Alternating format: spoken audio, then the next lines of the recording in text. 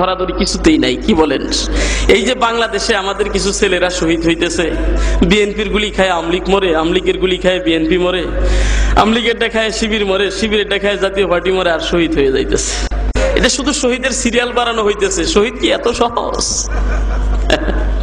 শহীদের সিরিয়াল বাড়তেছে, আসলেই মূলত শহীদ এত সহজ না। আমলিগের গুলি খায় মরবার শহীদ হবা, বিএনপির গুলি খায় আমলিগ মরবার তুমি শহীদ হয়ে গেলা। শহীদ কি এত মামার বাড়ির কাজকলা? নাউজুবিল্লাহ বলে, নাউজুবিল্লাহ। দল নিয়ে মারামারি করো, গদি নিয়ে মারামারি করো, স্বার্থ নিয়ে মারামারি করো, সন্ত্রাসীর গুলিতে একজন আরেকজনকে মারামারি করো, জোরে বলেন ঠিক কিনা? আর তোমার নাম দিয়ে দাও শহীদ, শহীদের নামটারও তুমি নাপাক করছো, জোরে বলেন ঠিক কিনা?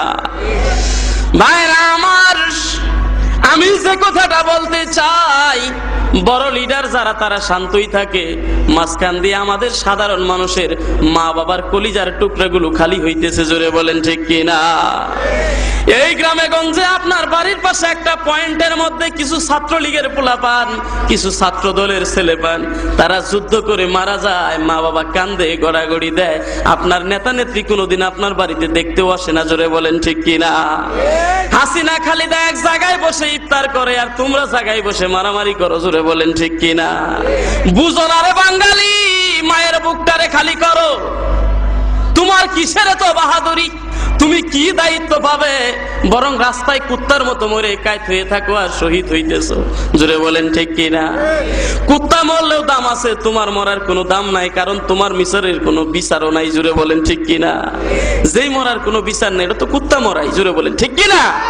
রে আমার যুবক ভাইরা, এখনো বুঝো তুমি কার জন্য জীবন দাও। এই জীবনটার বড় দাম আছে। জীবনটা আল্লাহ কি জন্য দিয়ে দুনিয়াতে পাঠাইছে, এই জীবন দিয়ে আমার আল্লাহকে চিনো, জোরে বলেন ঠিক কিনা? এই হায়াত পেয়ে আল্লাহ রাসূলের আশিক হয়ে কবরে যাও। কবরে তো দূরের কথা, আল্লাহ রাসূলের আশিক হইলে তুমি দুনিয়াতেই তোমার কুরে ভরে বসে আমার নবীজিকে দেখতে পারবে, জোরে বলেন ঠিক কিনা? এই হায়াত পেয়ে আল্লাহ রাসূলের আশিক হয়ে কবরে যাও। কবরে তো দূরের কথা, আল্লাহ রাসূলের আশিক হইলে তুমি দুনিয়াতেই তোমার কুরে ভরে বসে আমার নবীজিকে দেখতে পারবে, জোরে বলেন ঠিক কিনা?